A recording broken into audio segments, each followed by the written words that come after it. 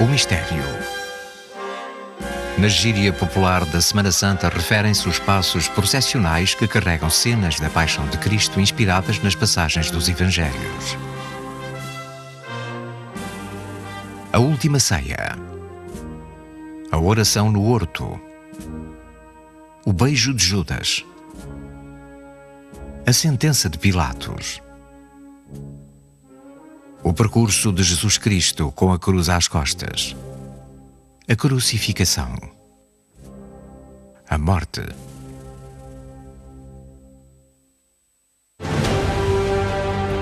O que tem a história de Jesus Cristo que a torna única? Porque é recordada a cada Semana Santa. A história que se comemora é verídica? São estes os verdadeiros traços faciais de Jesus Cristo? Estaremos realmente perante a maior história jamais contada? Uma festa milenar baseada no acontecimento que mudou a história do homem e perdura até aos nossos dias. A principal festividade da religião mais difundida da humanidade. Uma semana de paixão, de fé, de dor. A sua origem, a sua história, o seu propósito, as suas repercussões.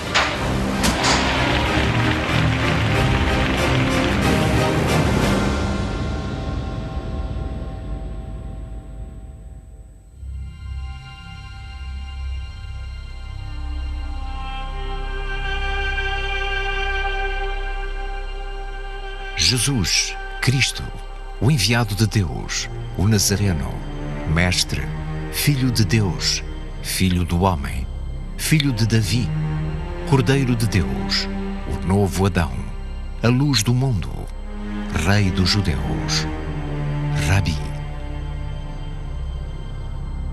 São os diferentes nomes atribuídos a Jesus nas Sagradas Escrituras. Todos os mistérios da Semana Santa representam as cenas mais importantes da Paixão de Cristo. Uma narrativa que está presente no imaginário coletivo de toda a humanidade e é representada repetidamente através da arte. Por que lhe chamam mistério? El misterio es la obra de teatro. La imagen de Cristo tiene que funcionar primero que nada en su capilla durante el año, porque pasa los 364 días al culto, pero hay uno al año, el que hace 325 días, que es el lunes, el martes santo, el día que se hace la Semana Santa, que tiene que ser el mayor figurante de la obra de teatro, y todos los actores secundarios deben de ser primarios, para que aquella obra de teatro en la calle exprese, y los artistas tenemos que utilizar todos los recursos anatómicos, artísticos, compositivos, vestimenta, pero todos los elementos sirven y suman para que esa obra de teatro, esa escenografía de la Pasión de Cristo, conmueva. Desde el punto de vista escénico, la Semana Santa es una escena muy depurada a través del tiempo, donde la complicidad del espectador o de los fieles es esencial para establecer qué significa cada paso y cada imagen, pero sobre todo es un caso de una escenificación muy precisa. Lo que hicieron con Jesús de Nazaret fue torturarlo. Y a su madre, ¿habrá mayor tortura que lo que le hicieron pasar a María? Pues hemos convertido todo ese despropósito en algo hermoso, hermoso, precioso y bello. Si nos parece bonito, si estamos viendo una tortura y sonreímos, y le ponemos música y le tiramos flores, y le decimos ole y viva. Es muy compatible con un cuerpo bello con una expresión de Cristo doliente. Una mujer bella con una expresión de dolor. No es ningún tipo de herejía, ni mucho menos. Es algo que es muy compatible, y en los artistas tenemos que estar abiertos a sensibilidad. A cada ano e em todo o mundo, através de representações teatrais, procissões ou atos de penitência, comemora-se a morte e a ressurreição de Cristo durante a Semana Santa. O que tem a história de Jesus que a torna única? Jesús de Nazaret es un hombre que no capitaneó ningún ejército, no reinó en ningún estado ni en ningún país. Vivió solo 33 años, de los cuales la vida pública fueron 3, los 3 últimos. Y sin embargo ha sido una de las figuras claves en la historia de la humanidad. Quizá la figura más influyente, ¿no?, en la historia de la humanidad. Yo creo que eso nos debería llevar a algún tipo de reflexión. El hijo de un carpintero cuyo padre en principio repudió a la madre porque se había quedado embarazada de una forma para él sospechosa. Un hombre muy modesto empieza a predicar como uno de tantos santos rabinos que predicaban. Tiene un grupo alrededor que le sigue, el grupo puede crecer más o menos y por una serie de errores, de equívocos, de malas interpretaciones, su choque con el templo y su choque, es condenado a muerte y ejecutado en una absoluta soledad. Ahí hay una historia extraordinaria. A esa historia se le supone otra más extraordinaria todavía. Dios, Yahvé, que no puede ser representado, que ni tan siquiera puede ser pensado, que es incorpóreo, de pronto se encarna en un cuerpo humano de un hombre común y corriente. No como los héroes griegos que eran semidioses. No, es absolutamente hombre y absolutamente Dios. Es un misterio muy fascinante. Y ese Dios todopoderoso y hombre falible tiene una muerte en una circunstancia trágica y angustiado y con miedo. Todo esos elementos dramáticos lo convierten probablemente en la historia más poderosa que nunca se haya contado. Además de una forma muy sobria. Los evangelios son muy sobrios y son muy breves. Pues durante 2000 años la música, el arte, la literatura, la mística, la teología, el cine han recreado una y otra vez esa historia que tiene algo nuevo que decir a cada generación a partir de su asombrosa simplicidad. Segundo o cristianismo, Jesus Cristo é um enviado de Deus, filho dele e da Virgem Maria. Um Deus e um ser humano. Que outros personagens têm uma origem semelhante? A sua história tem alguma semelhança com a de heróis ou deuses de outras religiões? Es muy curioso porque la figura de Cristo se presenta como un héroe clásico, sobre todo en aquellas ciudades que tuvieron una fuerte tradición del Renacimiento. Y la mayoría de las grandes ciudades de Andalucía son así, porque llega muy pronto el ideal del Renacimiento a través de libros, de grabados, de estampas italianas, de personas que viajan en contacto con el mundo italiano y que hace que se establezca un símil muy curioso, pues por ejemplo entre la figura de Cristo y la figura de Hércules, o incluso la figura de Julio César. Ese héroe o ese semihéroe, digamos que se trasladaba a la figura del propio Cristo, que tiene la condición divina, pero también tiene la condición humana, con lo cual se creó ahí una relación realmente difícil a lo mejor de entender en nuestro tiempo, pero que nos habla de la apertura de mente de esas primeras décadas del humanismo renacentista. Cuando llegue la época de crisis, cuando llegue en mediados del 16, la crisis comienza en Italia, la crisis luego se traslada rápidamente a la mentalidad castellana, a la mentalidad española, y hará que esa identificación entre el mundo de la mitología, el mundo del propio Hércules, la figura de Cristo, pues desaparezca.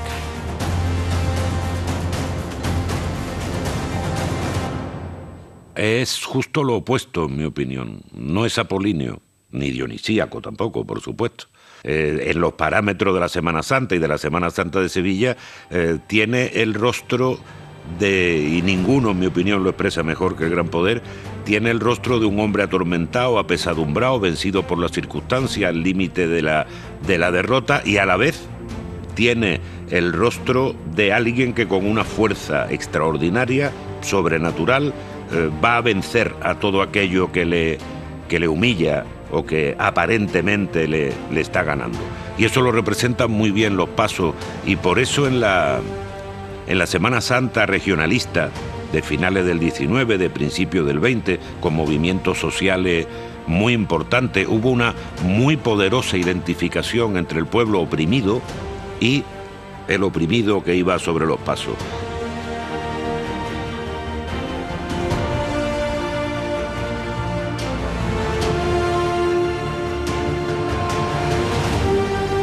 Além do aspecto religioso, a história de Jesus de Nazaré, a sua morte e ressurreição demonstraram ter algo especial para terem chegado a tantas pessoas e fundado a maior religião do planeta, e uma tradição que, ano após ano, rememora o seu nascimento e a sua morte. Estaremos realmente perante a maior história jamais contada? O que tem a paixão de Cristo para ser a história mais representada na arte?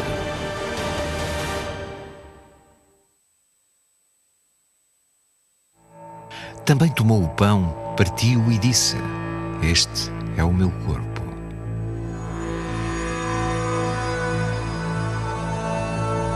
Da mesma forma tomou o cálice e disse: este cálice é o novo pacto em meu sangue, derramado por vós. Pilatos mandou então prender Jesus e açoitá-lo. E os soldados teceram uma coroa de espinhos, puseram-na sobre sua cabeça e vestiram-lhe um manto de púrpura. Então Jesus, clamando em alta voz, disse: Pai, nas tuas mãos entrego o meu espírito. E tendo dito isto, exalou o último suspiro.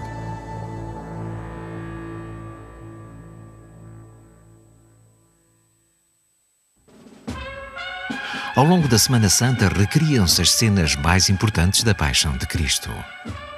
Episódios que representam grande parte das representações artísticas do catolicismo. Porquê? Bueno, si hablamos de la Semana Santa, evidentemente es el prendimiento y la condena de un justo. Todo el mundo se siente injustamente tratado por la vida, ¿no? Entonces ahí se proyecta uno de que hay un justo maltratado por el poder. Para la historia religiosa de Jesucristo, lo más importante es la resurrección. Y es que aquel hombre martirizado y que ni siquiera sus seguidores, los apóstoles, creían que podía resurgir de la muerte, resurge. Sin embargo, en la Semana Santa no está tanto la resurrección, ¿no? Está más bien la víctima. Ese sentido del dolor, yo creo que es el de un derrotado, pero que está luchando una causa que es invencible. Sin ningún crucificado de los grandes de Sevilla, el Calvario, el Amor, Buena Muerte, ninguno está muerto. Es decir, quien lo contempla no tiene la sensación de estar viendo a alguien que ha perdido la batalla y que ha muerto y que ahí se ha cerrado la historia. No, tiene la sensación, y es el gran arte de lo imaginero, de que es a la vez un hombre y Dios. Eso lo transmiten el carisma de las grandes imágenes sagradas, y a la vez que es un derrotado que va a triunfar al final.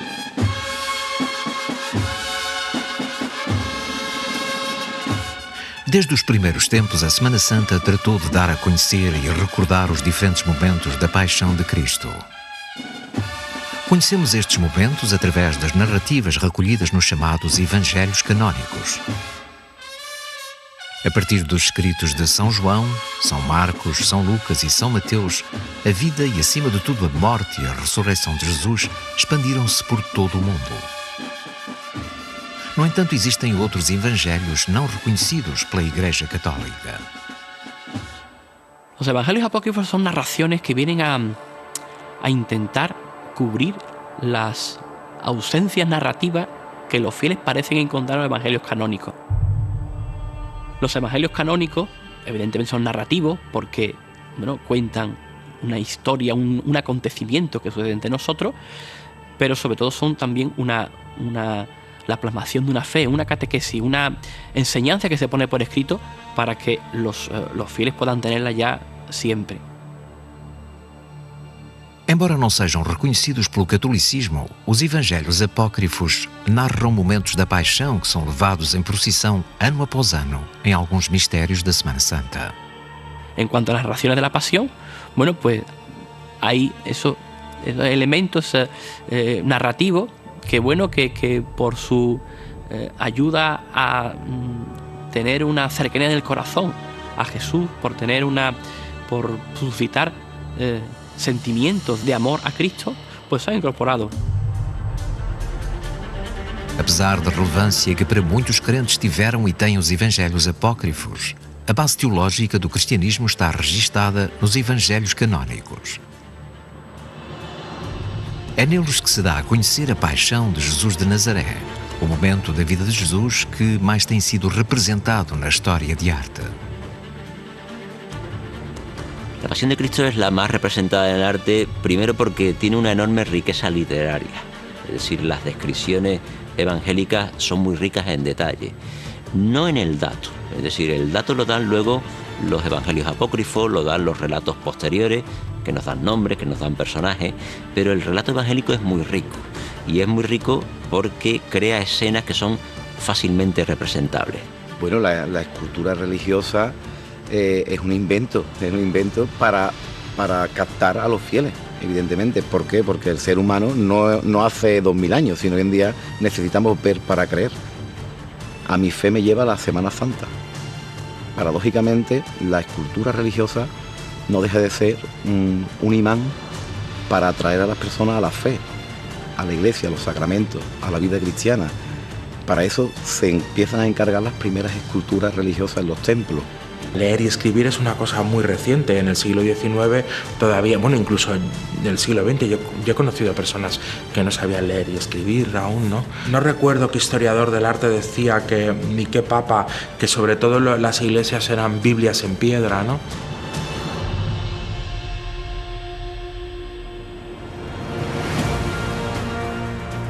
A Paixão de Cristo é o tema mais utilizado na arte cristã ao longo da história.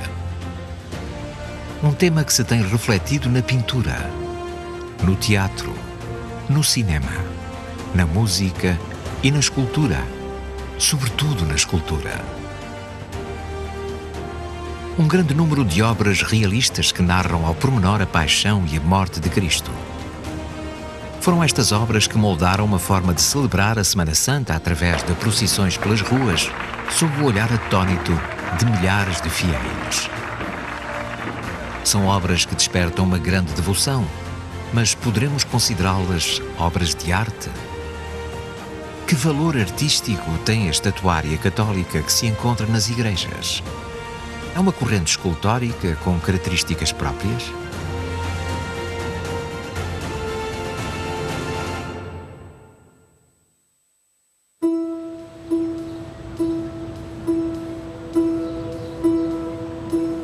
Valladolid,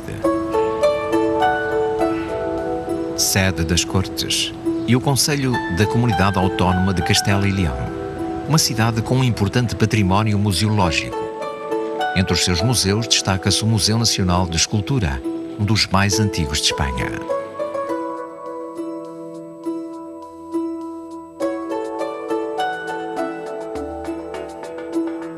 No seu interior expõem-se obras desde a Baixa Idade Média até ao século XIX.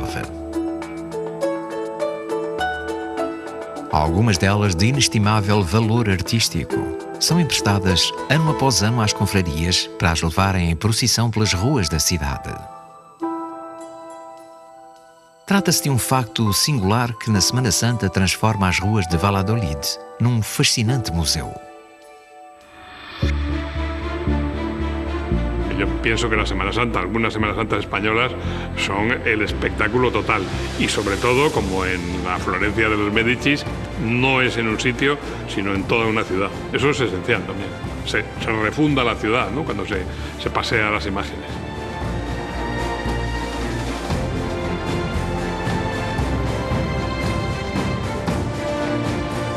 Quando vemos uma obra de arte com um contexto histórico, podemos ver nela um reflexo da sociedade e a sua finalidade. A própria história de Espanha ajuda-nos a entender a proliferação da arte sacra no país e, por conseguinte, a sua fé. Durante o século XVI, quando os reis católicos foram nomeados pelo Vaticano defensores do catolicismo e na Europa proliferava o protestantismo, o Concílio de Trento promoveu as representações artísticas de Cristo, da Virgem Maria e dos santos. Com que objetivo? Foi a Igreja uma mecenas artística do século XVI? Por que teve Espanha uma tal importância? Sí, el barroco escultórico español será el que cree las grandes imágenes no solamente con el nivel funcional o con el aspecto funcional de mostrarse en la calle, sino que si hiciéramos una historia del arte europeo, una historia del arte universal, deberían estar sin duda alguna presentes en muchas de esas imágenes. Me estoy refiriendo a las grandes tallas de Gregorio Fernández, me estoy refiriendo a las grandes tallas de Martínez Montañés, de Juan de Mesa, de Pedro Roldán, del propio José de Ars. Es decir, estamos hablando de esculturas que tienen el valor de imagen, pero que al mismo tiempo artísticamente tienen una categoría, digamos que incluso museográfica. Eso viene a ser una constatación de que el naturalismo barroco triunfó en lo que le estaba pidiendo el Concilio de Trento, porque había que buscar una imagen que conectara con el público. El tardomanierismo, la etapa final del Renacimiento, no conectaba porque era un arte muy intelectual, muy difícil de entender, mientras que el barroco, sobre todo el primer naturalismo barroco y luego el barroco muy dinámico, todo el siglo XVII y la primera mitad del siglo XVIII, va a ser un arte que, al conectar fácilmente con un pueblo que era un pueblo iletrado, inculto y que tenía que entender fácilmente los misterios de la pasión, pues triunfará no solamente en su función, sino en su forma, porque coincidió con los mejores escultores, pues, de la Europa de su momento. Escultores, criadores de imagens. Qual a diferença entre esses dois termos? O que é estatuária? Entendemos que una escultura viene a dar la idea de la representación, pues, de un concepto o bien de una persona concreta. La imaginería va más allá. La imaginería tiene el añadido de la trascendencia, tiene el añadido de ser un medio para llegar a algo. No toda escultura es una imagen, pero la imaginería sí parte de la escultura. De forma que se suele decir que el primer imaginero de la historia fue el propio Fidia, porque le daba a sus esculturas el sentido de trascendencia, el sentido de llegar más allá. Eso es lo que harán los grandes imagineros del XVI, pero sobre todo del siglo XVII, los grandes imagineros barrocos, que van a crear ese medio de acercarse a Dios a partir de una escultura, pero que además de una escultura también es una imagen. La escultura religiosa tiene que tener proporciones, movimiento, anatomía y una gran artesanía. Después de tallar la obra hay que escofinarla, hay que estucarla, hay que policromarla, dorarla, estofarla. Tiene muchísimas técnicas y diversidades. Y algo muy importante que no podemos olvidar, que tiene que tener chispa. La unción sagrada para mí es que te apetezca mirarla una y otra vez.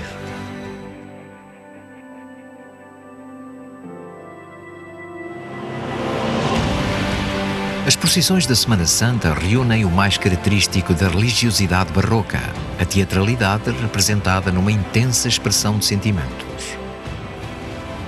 E é em Espanha que virá a desenvolver-se este tipo de esculturas de um modo mais espetacular, expandindo-se mais tarde por toda a América Central e América do Sul. O dramatismo da escola castelhana, com Gregório Fernández como principal expoente. A beleza serena da escola andaluza, com criadores de imagens tão destacados como Martínez Montañés ou Juan de Mesa. A estilização com ar rococó da escola de Múrcia, que teve o seu auge no século XVIII com Francisco Salzillo como grande referência. Todas elas, com as suas características e peculiaridades, desenvolveram modelos que continuam vigentes na atualidade. No entanto, há um detalhe em que vale a pena determos-nos. Por que é que todas as imagens de Jesus têm os mesmos traços? Como chegou até aos nossos dias uma imagem tão concreta e universal? Existe algum dado na Bíblia que descreva o aspecto físico de Jesus?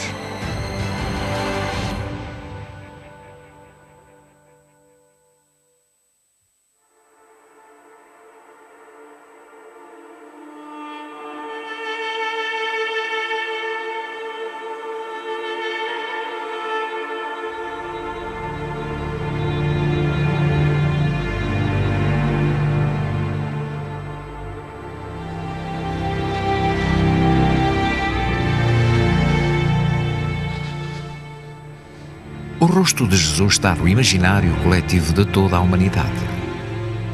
Transformado num ícone da cultura popular, o rosto de Jesus de Nazaré tem os mesmos traços desde as primeiras expressões artísticas nos primórdios do cristianismo.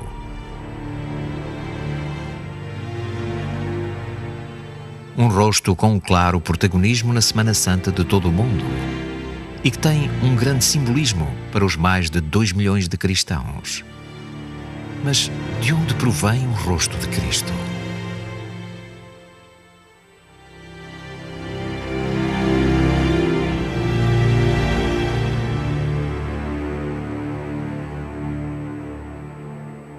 Bebemos siempre los escultores sevillanos del barroco del siglo XVII, ¿no? De los grandes exponentes, Montañés, Pedro Roldán.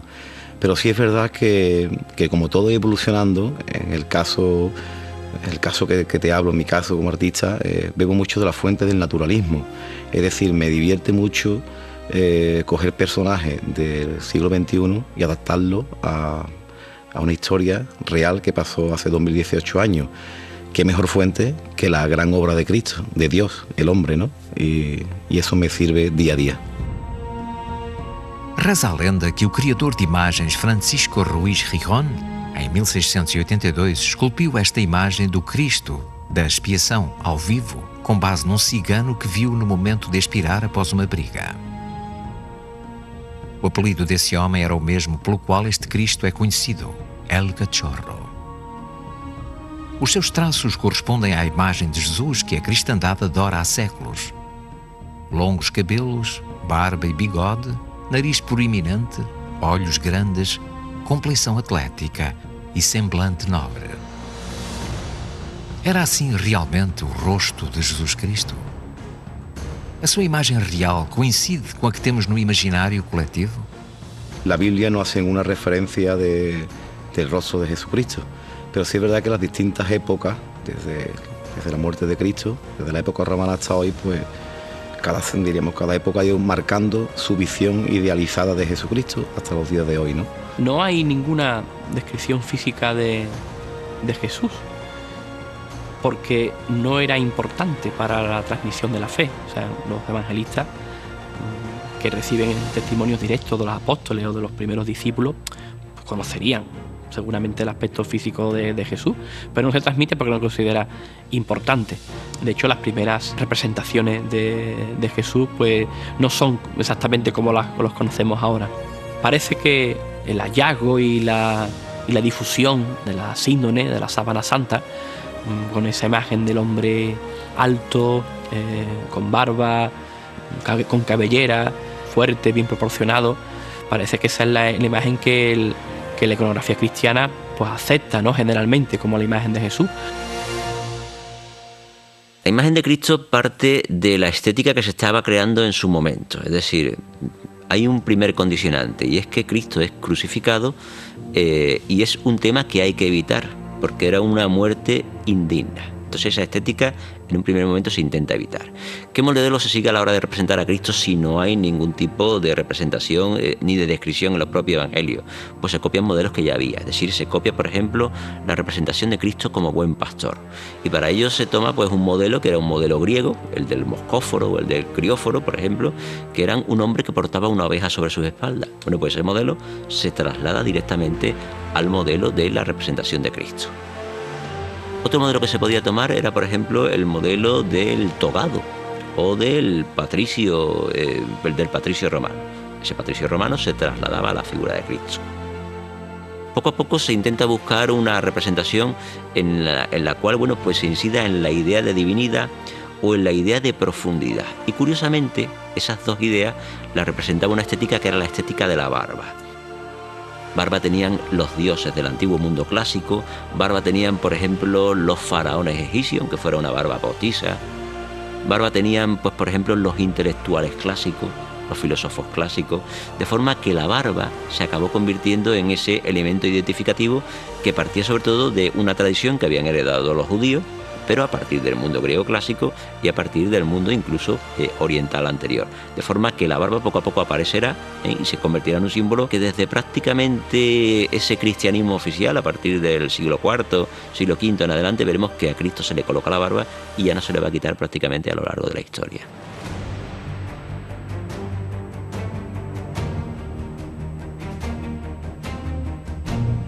Desde os primeiros séculos da cristandade, é este o rosto que se associou àquele que muitos intitulam Rei dos Reis. Um rosto que se expandiu rapidamente e que, século após século, acabou por chegar até aos nossos dias. Um rosto que é protagonista da Semana Santa em todo o mundo. Porém, à sua volta, tem uma grande quantidade de elementos que o tornam um espetáculo único. O vestuário, a iluminação, os aromas, a entrada em cena. Um conjunto de elementos que conseguem emocionar a todos os presentes muito além da sua fé e devoção.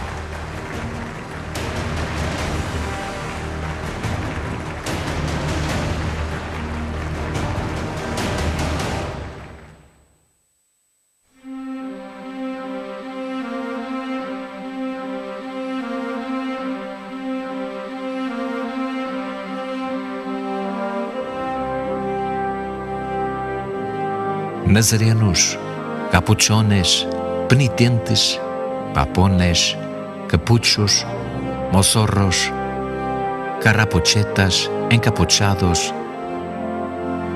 São alguns dos vários nomes pelos quais são conhecidos os irmãos de uma confraria que fazem penitência nas procissões da Semana Santa.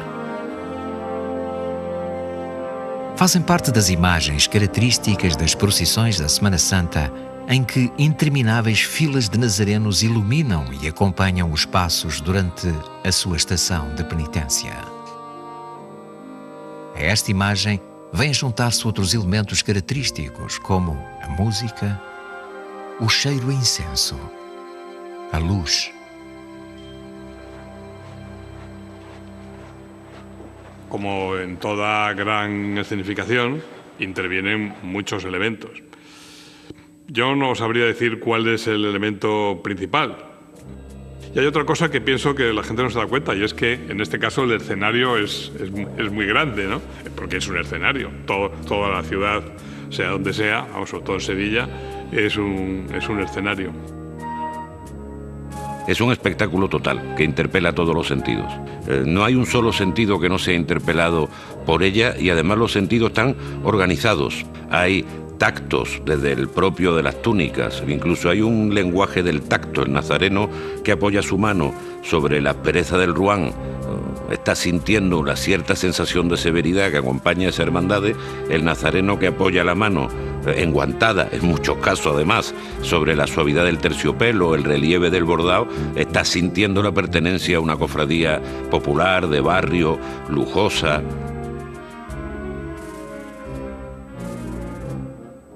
Das túnicas dos Cristos aos vestidos das Virgens, dos trajes dos nazarenos aos panos dos costaleros, do traje de matilha ao blazer cruzado com 4 botões.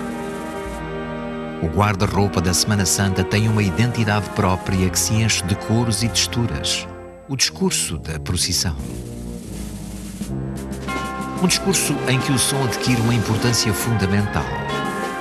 Os sons, a música e o silêncio aliam-se, criando ambientes que vão do júbilo mais efusivo ao recolhimento sepulcral. Todo gran espectáculo le acompaña una música. Cuando se inventó el cine mudo, la gente, los actores no hablaban, pero ya se le puso música, ¿no? O sea que la música interviene, es decisiva para las emociones, ¿no? Una banda sonora de una película no es música solo, está constituida por palabras, por ruidos, lo analógico y por música. Tiene 3 elementos, lo fónico, lo analógico y lo musical. La Semana Santa también. Está la palabra, que es o lo que hablamos entre nosotros o lo que nos susurramos. Hay voz en off en la Semana Santa, lo que yo me digo a mí mismo mientras estoy viendo un paso, las voces que oigo de personas que faltan mientras estoy viendo un paso, la saeta, que es la participación vocal esencial. Está los ruidos, que son importantísimos, los sonidos, el chocar de la caída de un palio sobre los varales, el crujido de la caoba del paso del Calvario, el ruido de un manto después de una levantada. Y está la música, por supuesto. La música es el arte de combinar los sonidos con el tiempo. En la Semana Santa andaluza y española, podemos ver perfectamente que tiene cofradías de cierta alegría, una alegría siempre contenida, pero una alegría, y luego cofradías de silencio o de negro, que le llamamos, ¿no? Y esa combinación es la que hace un equilibrio perfecto para el ánimo y para el espíritu, ¿no? Outro fator fundamental das procissões é a luz. Tanto as procissões que realizam a sua estação penitencial durante o dia, como as que o fazem de noite, todas utilizam a luz como elemento, além da própria encenação. El hecho de que sea generalmente a la luz de las velas o de quinqués, eso le da mucho movimiento a las imágenes. Eso es una cosa estudiada ya desde hace muchos siglos, ¿no? Las imágenes se mueven, aunque estén paradas, se mueven porque la llama de las velas las mueve, ¿no? Afortunadamente, aunque cuando empezó la electricidad hubo algún intento de ponerle luces eléctricas, los pasos nunca se hizo. Y el juego entre los hachones, los candelabros, los faroles o la candelería de los palios, o simplemente la luz de un cirio reflejada sobre el antifaz, iluminando el antifaz de un nazareno, da lugar a un juego de luces digno de Caravaggio, crea unos contrastes de luz extraordinarios. Há outro elemento que dá a todo este conjunto ar divino, o aroma. O característico aroma a incenso que se mescla com o das flores que enfeitam os passos do pálio dá à Semana Santa encanto místico. ¿Por qué se usa este aroma? ¿O qué tenta transmitir? Los pasos eran portados por costaleros, se quemaba incienso delante de los pasos porque se estaba rindiendo culto a la divinidad, la figura de Cristo, la figura de la Virgen, pero también porque los pasos olían mal. Es decir, los pasos, los porteadores, los costaleros, o como lo queramos llamar en cada lugar, olían mal por el sudor y había que usar el incienso. As vestes, a iluminação, a música, a dor, a encenação. É a Semana Santa um espetáculo único, muito além do fervor religioso? Todos estes fatores serão indispensáveis para narrar a paixão e morte de Jesus? Estaremos perante a maior história alguma vez contada?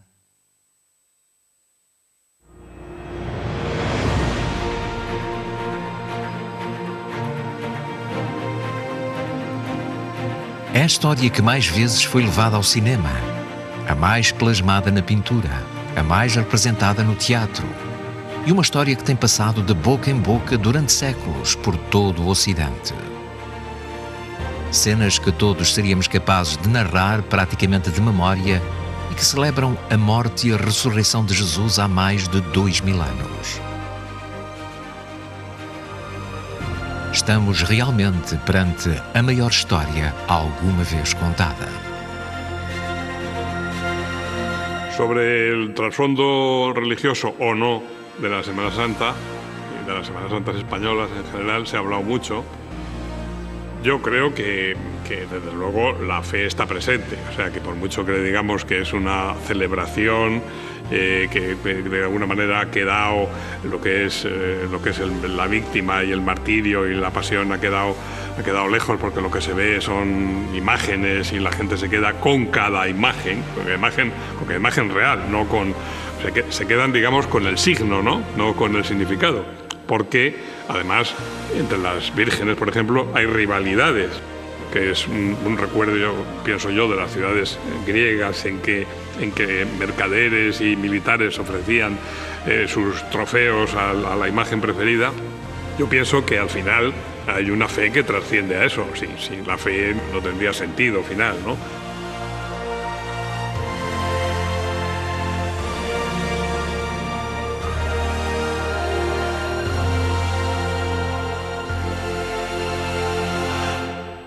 Mira, nosotros preparamos la Semana Santa, si te fijas, cada milímetro, está todo cuidado, cada detalle.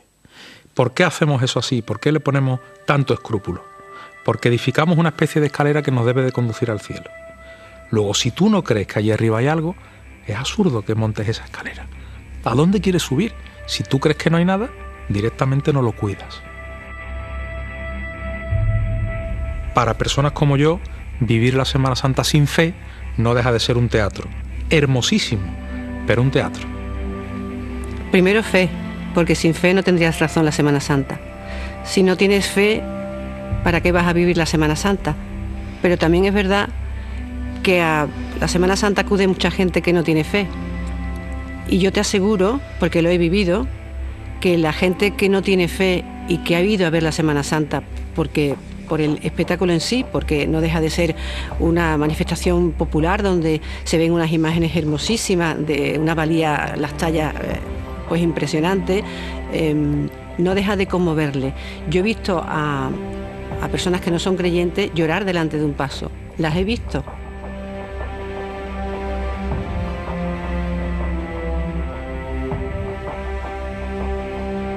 Hay parroquias que son frecuentadas, visitadas, queridas, incluso por gente que está en desapego con la religión o en desapego con el ejercicio religioso, ¿no? Y eso lo consigue la Semana Santa. Yo soy muy escéptica de carácter y de filosofía, me refiero, y yo llevo alguna foto, por supuesto, en mi cartera de la Macarena y sobre todo de la estrella, que es mi devoción particular, porque como en Sevilla es la devoción de mi familia. La Semana Santa va por familias. Para mí, todavía, no sé si cuando me vaya a morir de pronto me dará una venate de devoción, pero para mí todavía lo artístico va por delante. A mí las imágenes que no tienen valor artístico no me interesan. La gente antes no sabía leer, no sabía escribir, entonces ¿cómo me entero de esto? ¿Por qué hacemos un misterio? Vamos a sacar el paso y que la gente lo vea. Los curarán muy listos. Vamos a contar la historia, ¿cómo lo hacemos? Hoy en día, si hoy pasara eso un día, seguramente mandarían vídeos por Twitter, ¿no? En Instagram estarían que esto fue así, ¿no? Pero en aquel momento era la única manera de hacerlo, ¿no? De visualizarlo. Y claro, si encima las figuras y las tallas pasa como cuando entra el barroco, que son tan cercanas a nosotros y nos parecemos tanto, pues ya te llega automáticamente, ¿no?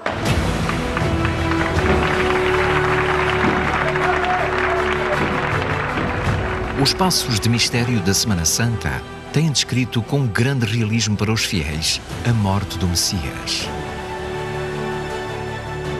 A Semana da Paixão é um espetáculo único de luzes, de cores, de aromas, de músicas e silêncios. Uma comemoração rodeada de mistério, centrada no momento em que surge o cristianismo. A ressurreição do Filho de Deus. É o final perfeito para uma grande história. O grande marco da nossa era, que foi representado das mais diversas formas. Porque o mistério da ressurreição é o episódio que põe termo à paixão e morte de Jesus. O homem, o Messias, o Filho de Deus.